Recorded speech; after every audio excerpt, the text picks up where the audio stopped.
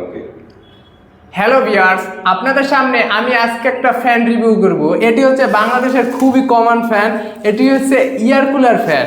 আর এই ফ্যানটি আপনাদের সামনে রিভিউ করতে আমাদের একটু লেট হয়েছে, সবাই একটু ক্ষমা দৃষ্টিতে দেখবেন।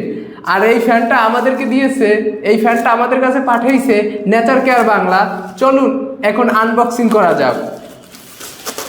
তো আনবক্সিংটা একটু করে নিই। তো এরকম একটা চমৎকার একটা কার্টুনে থাকবে ফ্যানটি। মাশাআল্লাহ, যেহেতু কুরিয়ারের মাধ্যমে ফ্যানটি আমাদের কাছে পাঠাইছে, এ কারণে কুরিয়ারের কারণে কার্টুনগুলো একটু নষ্ট হয়ে গেছে। আচ্ছা, এখন ফ্যানটা দেখা যাক। ফ্যানটা একটু খুলি।